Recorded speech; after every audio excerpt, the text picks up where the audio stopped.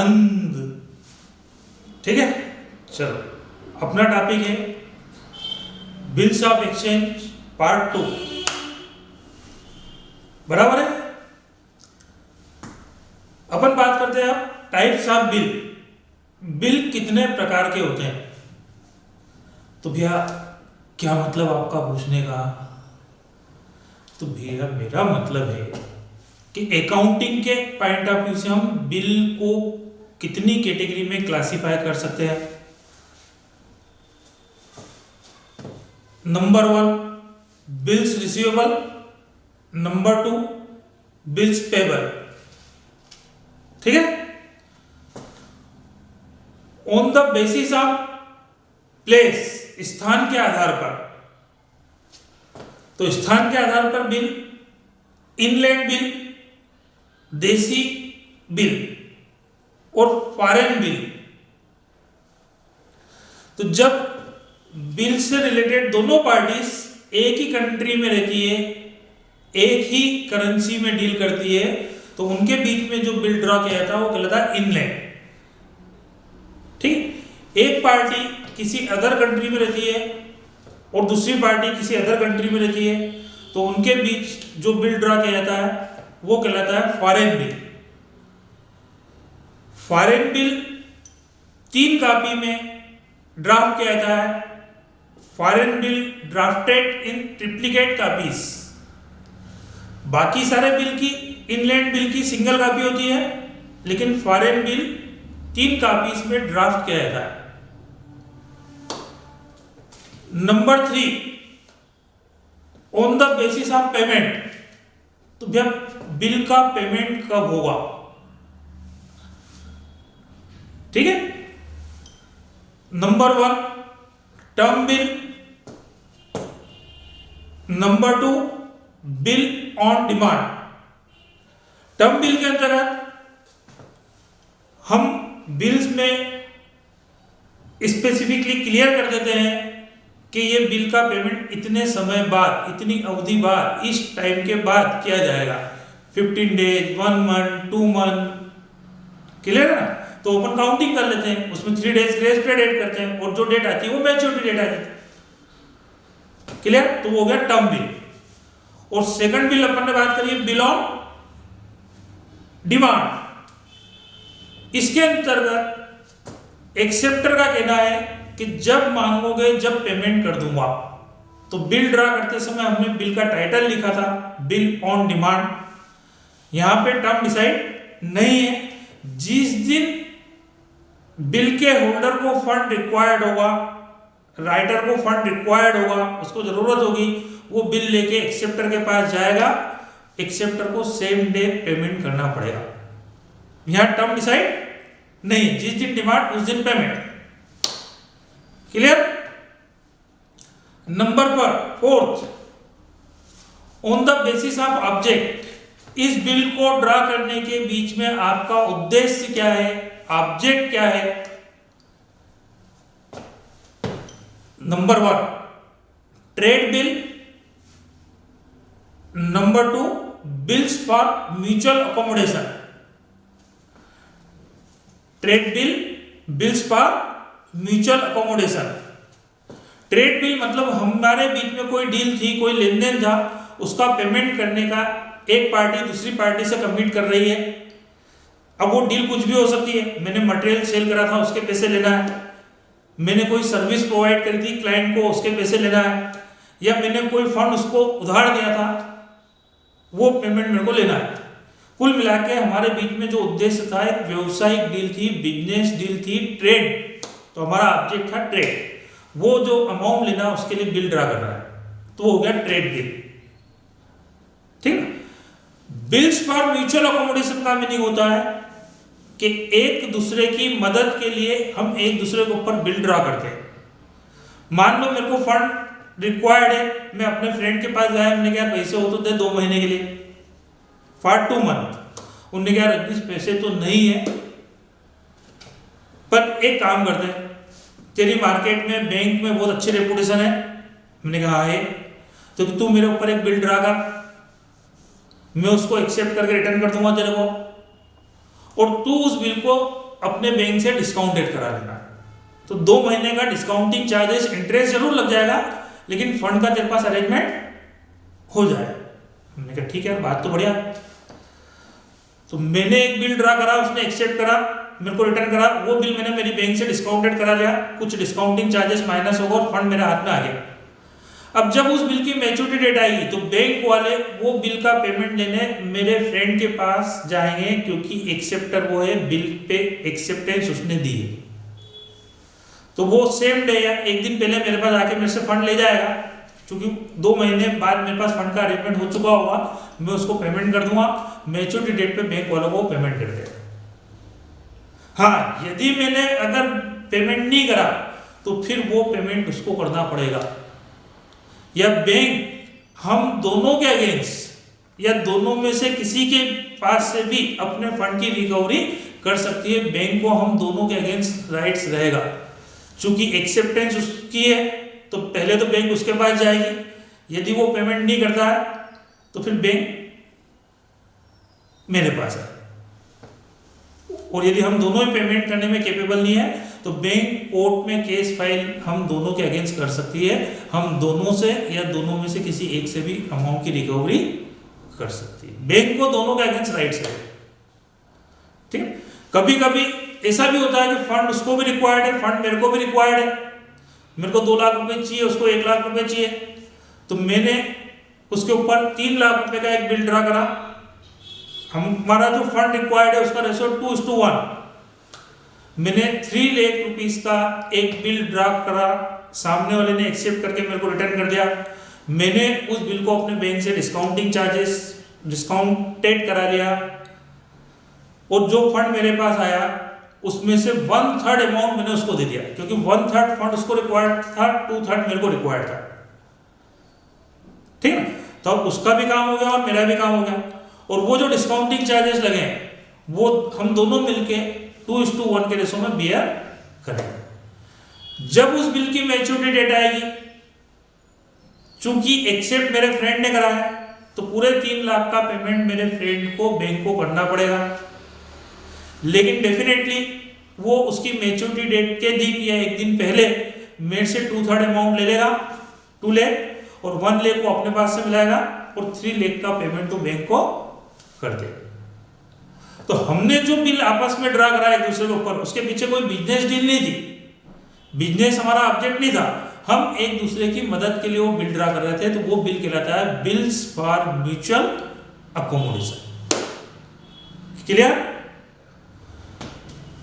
अगली बात अपन करते हैं कि 4 अप्रैल के दिन मैं पार्टी के पास बिल लेके पहुंचा, या जो भी व्यक्ति जिसके पास बिल था, होल्डर, बिल का होल्डर पार्टी के पास बिल लेके पहुंचा, और पार्टी ने अरे यार अभी तो अमाउंट का अरेंजमेंट नहीं है, मतलब पार्टी ने मैच्योरिटी डेट पे बिल का पेमेंट नहीं करा, तो वहां बिल हो गया डिसऑनर्ड। तो एक्सेप्टर मैच्योरिटी डेट पे बिल का पेमेंट नहीं कर पाता है किसी भी कारण से, तो वहां हम बोलते हैं बिल डिसऑनर्ड हो गया। तो डिसऑनर्ड बिल। ठीक है, अब आगे क्या करना है वो बात की बात है। हो सकता है वो कहते कि यार अभी नहीं है, मैं 10 दिन बाद पेमेंट कर दूंगा, 2-4 दिन में दे दूंगा, या अभी मेरे को 2 महीने का वो टाइम दे दो, इस बिल को छोड़ो और एक नया बिल ड्रा कर दो, मैं आपको 2 महीने बाद पेमेंट करूंगा, आप 2 महीने का इंटरेस्ट भी मेरे से चार्ज कर लो, उसमें जोड़ के लिख दो, मैं आपका पूरा पेमेंट 2 महीने बाद कर दूंगा। ठीक है नहीं? तो आगे क्या होगा, ये सब बात की बात है। क्लियर हो गई? तो मैच्योरिटी डेट पे यदि पेमेंट नहीं होता है तो बिल डिसऑनर्ड हो गया। एक पॉइंट आता है renewal of bill, bill renew करना। 4 अप्रैल बिल की मैच्योरिटी डेट आने वाली थी, पार्टी के पास फंड का अरेंजमेंट नहीं हो रहा था, तो पार्टी 4 अप्रैल के पहले ही मेरे पास आई, मतलब मैच्योरिटी डेट के पहले। तो मैच्योरिटी डेट के पहले यदि एक्सेप्टर राइटर से, ड्रावर से रिक्वेस्ट करता है कि भाई मुझे कुछ समय और दे दो और इस बिल को कैंसिल करके एक नया बिल लिख दो जिसमें मेरे को टाइम दे दो, 2 महीने, 3 महीने, 1 महीना, मैं उस डेट पे आपको सेकंड बिल का पेमेंट कर दूंगा। तो मैच्योरिटी डेट पे हम बिल को, मैच्योरिटी डेट के पहले हम बिल को यदि कैंसिल करके उसकी जगह एक नया बिल ड्रा करते हैं तो वो कहलाता है रिन्यूअल ऑफ बिल। अब अपन बात करते हैं नोटिंग चार्जेस। 1 जनवरी को मैंने एक बिल एक पार्टी को ऊपर ड्रा करा था, उसने एक्सेप्ट करके मेरे को रिटर्न कर दिया था, उसकी मैच्योरिटी डेट 4 अप्रैल है। बिल मैंने अपने पास होल्ड करके रखा था। मैं मैच्योरिटी डेट पे पार्टी के पास बिल लेके पेमेंट लेने गया। पार्टी ने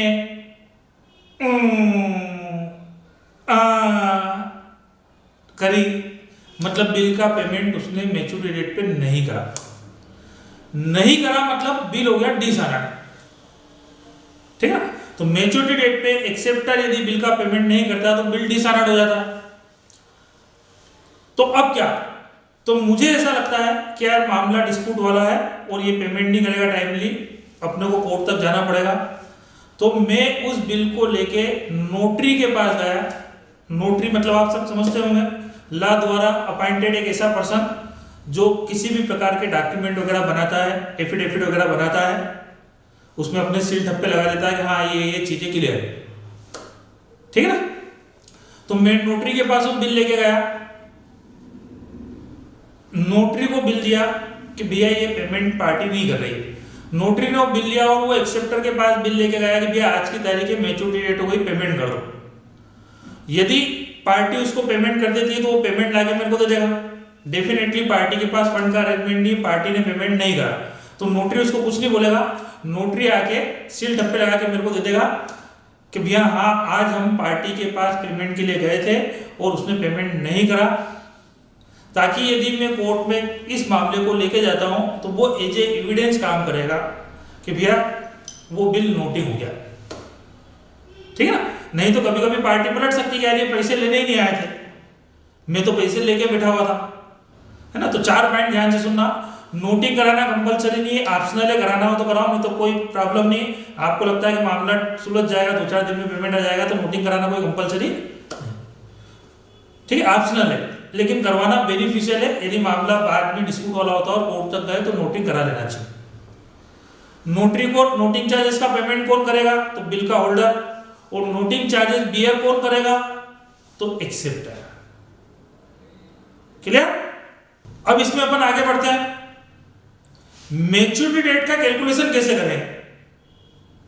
तो इसमें पहला पॉइंट आता है कि वो जो टर्म आपके बीच में डिसाइड हुई थी वो काय में है, मंथ में है कि डेज में है। यदि मंथ में है तो अपन मंथ टू मंथ जंप करेंगे, किस मंथ में कितने डेज होते हैं कभी भी काउंट नहीं करेंगे।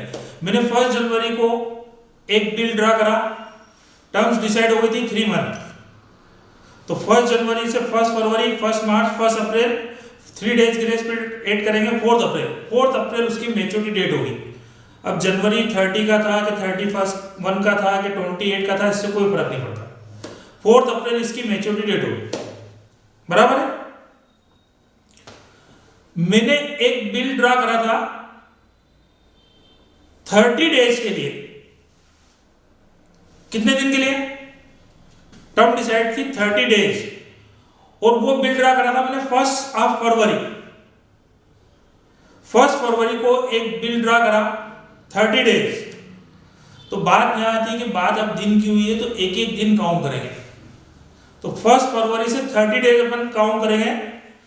फरवरी होता है 28 का, तो 28 तो फरवरी के डेज होगा। मार्च के 1, 2 मार्च को 30 डेज कंप्लीट होंगे। 3 डेज इसमें ग्रेस पीरियड ऐड करेंगे, तो 2 मार्च प्लस 3 डेज 5 मार्च। तो अब यहां पे मैच्योरिटी डेट होगी 5 मार्च। तो जब टर्म आपकी मंथ में है तो मंथ टू मंथ जंप करना, डेट टू डेट, और यदि डेज में है तो एक एक दिन काउंट करेंगे कि किस मंथ में कितने डेज होते हैं। क्लियर। अगला पॉइंट है, मैंने 1 जनवरी को एक पार्टी को मटेरियल सेल करा, 3 महीने बाद पेमेंट की बात हुई थी। उन्होंने बोला आप बिल ड्रा करो, मैं आपको सिग्नेचर करके एक्सेप्टेंस दे दूंगा। मैंने कहा ठीक है, मैं आपको शाम को बिल ड्राफ्ट करके पहुंचाता हूं, आप सिग्नेचर कर देना। अब 2-3 दिन 4-5 दिन मेरे को फुर्सत नहीं मिली बेटा, मैं बिल ड्राफ्ट करने बैठा 5 जनवरी को, तो मैंने बिल ड्रा करा 5 जनवरी को। अब 5 जनवरी को बिल मैंने ड्रा करके सामने वाले के पास भेजा, एक्सेप्टर के पास, तो वो सिटी से बाहर आउट ऑफ स्टेशन था। वो 12 जनवरी को उज्जैन में रिटर्न आया, उसने देखा कि हाँ ठीक है, उसने सिग्नेचर कर दिया। तो मटेरियल सेल करा था 1 जनवरी को, बिल ड्राफ्ट हुआ 5 जनवरी को, सामने वाले के सिग्नेचर हुए 12 जनवरी को। टर्म डिसाइड थी 3 मंथ, तो अब 3 मंथ कहां से काउंट होंगे? 1 जनवरी, 5 जनवरी या 12 जनवरी। तो बिल की काउंटिंग हमेशा बिल की डेट से करेंगे। बिल की काउंटिंग हमेशा बिल की डेट से होगी। और जब मैं बिल ड्राफ्ट कर रहा था बेटा, तो मैंने ऊपर डेट जरूर लिखी होगी। मैंने बिल ड्राफ्ट करा था 5 जनवरी को, तो 5 जनवरी को बिल ड्रा करा था, तो उसके ऊपर 5 जनवरी मैंने डेट डाल दी थी। अब काउंटिंग 5 जनवरी से होगी। 5 जनवरी से 3 मंथ कंप्लीट हो गए। 5 अप्रैल को 3 डेज ग्रेस पीरियड करेंगे। 5 अप्रैल प्लस 3 डेज, मैच्योरिटी डेट होगी 8 अप्रैल। क्लियर? सपोज करो कि मैं बिल के ऊपर बिल की डेट डालना भूल गया, तो अब काउंटिंग कहां से होगी? तो काउंटिंग होगी डील की डेट से। कहां से काउंटिंग होगी बेटा? डील की डेट। डील की डेट क्या थी? 1 जनवरी। तो 1 जनवरी से 3 मंथ काउंट हो गए। 1 अप्रैल 3 डेज ग्रेस पीरियड, मतलब 4 अप्रैल मैच्योरिटी डेट होगी। क्लियर? एक बिल होता है, मतलब एक्सेप्टेंस की डेट इन दोनों में नहीं देखी गई है, या तो बिल की डेट या डील की डेट। बिल की काउंटिंग हमेशा अपन बोलेंगे बिल की डेट से होगी, और बिल पे डेट ना डली हो तो डील की डेट। ठीक है ना? एक बिल होता है bill after site. Bill after site में टाइटल ही लिखा रहता है, बिल आफ्टर साइट के अंतर्गत बिल की काउंटिंग हमेशा एक्सेप्टेंस की डेट से होगी। उसने 12 जनवरी को बिल एक्सेप्ट करा था, उसने सिग्नेचर करे, वहां डेट डाल दी 12 जनवरी। तो अब बिल आफ्टर साइड है, तो उसकी काउंटिंग 12 जनवरी से स्टार्ट होगी। 12 जनवरी से 3 मंथ कंप्लीट हो गए। 12 अप्रैल को 3 डेज ग्रेस पीरियड हो गए। 15 अप्रैल यहां मैच्योरिटी डेट हो जाएगी 15 अप्रैल। क्लियर? तो अपन ने फर्स्ट 2 वीडियोस के अंतर्गत बिल्स ऑफ एक्सचेंज की डिटेल में फुल थ्योरेटिकल कंसेप्चुअल बातें करी है। अब बात आती है बिल्स ऑफ एक्सचेंज की अकाउंटिंग की। बिल्कुल सिंपल है, 7 एंट्रीज मैक्सिमम। कुछ रेयर केस में अगर अपन उसको बढ़ा के काउंट करेंगे तो वो 10 होंगे। 7 to 10 एंट्रीज में ये चैप्टर कंप्लीट हो जाता है, और बिल्कुल सिंपल एंट्रीज है। इसमें से मैक्सिमम एंट्रीज आपको आती है, आप ऑलरेडी कर चुके हो, है ना? बिल्कुल सिंपल टॉपिक है। ये बातें समझ में आ गई, थ्योरेटिकल पोर्शन कंसेप्ट अपने क्लियर होगा। अकाउंटिंग की सिंपल एंट्रीज होती है। अपन नेक्स्ट वीडियो में, नेक्स्ट लेक्चर में अकाउंटिंग पे बात करेंगे, है ना? बिल्कुल आसान टॉपिक। ठीक है? वीडियो पसंद आए तो